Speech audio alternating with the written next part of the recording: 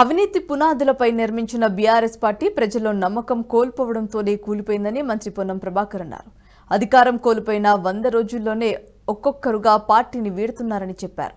కేసీఆర్ నియంతృత్వానికి వ్యతిరేకంగా ప్రజలు కాంగ్రెస్ కు పట్టం కట్టారని, ఇక నిర్వీర్యమైన ఆర్టీసీని తాము మహాలక్ష్మి పథకంతో పూర్వ వైభవం తెచ్చామని చెప్పారు. సంగారెడ్డి జిల్లా జహీరాబాద్లో పొన్నం ప్రభాకర్ మీడియాతో మాట్లాడుతూ ఆర్టీసీలోకి త్వరలో 200 కొత్త బస్సులు వస్తున్నాయని చెప్పారు. మీరు ఇలా కాంగ్రెస్ పార్టీని గెలిపించారు. ఆచార్య చూస్తా ఉన్నారు. 10 ఏళ్ళు పరిపాలించిన పార్టీ 100 రోజుల్లో కుప్పకూలిపోతుందంటే అనైతికంగా, నియంతృత్వానికి వ్యతిరేకంగా, అప్రజాస్వామికంగా, అహంకారపూరితంగా అబద్ధాలతోటి నిర్మాణం చేస్తే ఏదైనా ఉండదు అనడానికి టీఆర్ఎస్ పార్టీ కూలుతున్న విధానం నిదర్శనం.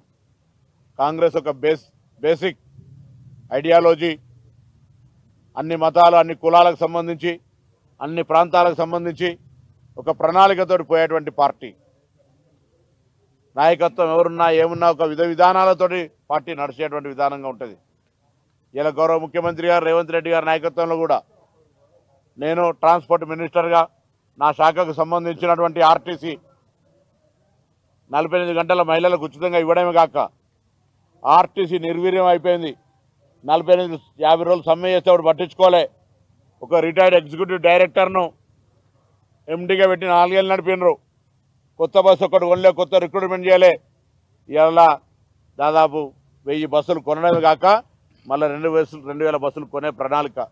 ఒక 3000 పైన చిల్లర ఉద్యోగ నియామకాలకు సంబంధించిన ప్రక్రియ. పాత 2013లో ఉన్నటువంటి వాళ్ళ డిఏ బాండ్స్ను రిలీజ్ చేసినాం. వాళ్ళకు పిఆర్సీ ఇచ్చినాం.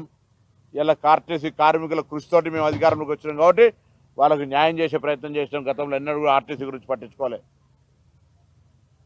అట్లనే మిగతా వాటి అన్నిటికి సంబంధించి ఇలా ప్రభుత్వ ఉద్యోగాలకు సంబంధించి కావచ్చు, మిగతా వాటన్నిటి పట్ల సానుకూలంగా, ఫ్రెండ్లీ గవర్నమెంట్గా, ప్రజాస్వామ్యయుతంగా ముందుకు పోయేటువంటి విధంగా వ్యవహారం చేస్తా ఉన్నాం.